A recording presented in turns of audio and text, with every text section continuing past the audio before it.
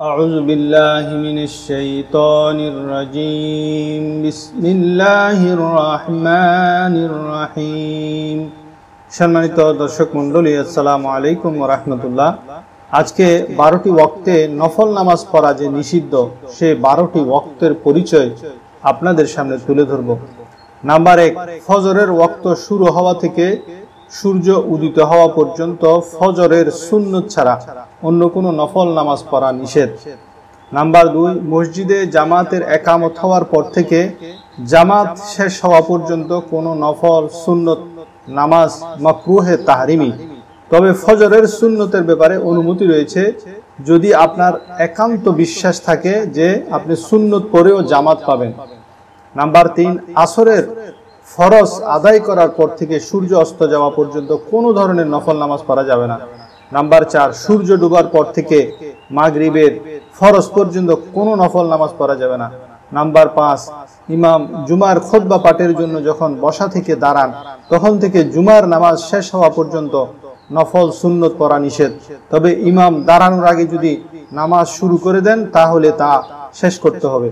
Number 6, জুমার, ঈদের, হজের, বিয়ের খুতবা পাঠের সময় কোনো নামাজই পড়া যাবে না, চাই নফল হোক কিংবা কাজা হোক।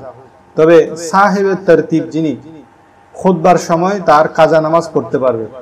নাম্বার 7, ঈদের দিন ঈদের নামাজের আগে কোনো ধরনের নফল নামাজ ঘরে এবং ঈদগাহে পড়া মাকরুহ। নাম্বার 8, ঈদের নামাজের পর ঈদগাহে নফল নামাজ পড়া মাকরুহ, তবে ঘরে এসে পড়া জায়েজ। নাম্বার 9, আরাফাতের ময়দানে জোহর ও আসর একসাথে পড়া হয়, সেখানে জোহর ও আসরের মাঝখানে কোনো নফল বা সুন্নত পড়া যাবে না।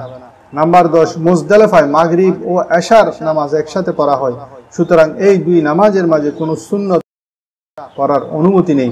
নাম্বার 11, নামাজের ওয়াক্ত এত কম যে যদি সুন্নত পড়ে তাহলে ওয়াক্ত শেষ হয়ে যাবে, এমত অবস্থায় সুন্নত পড়া যাবে না, বরং ফরজ পড়ে নিবে। নাম্বার 12, সামনে এমন কাজ উপস্থিত হয়ে গেল যে শেষ না করে নামাজে দাঁড়ালে নামাজে একাগ্রতা আসবে না, এমত অবস্থায় আগে কাজটা শেষ করে নামাজে দাঁড়াতে হবে।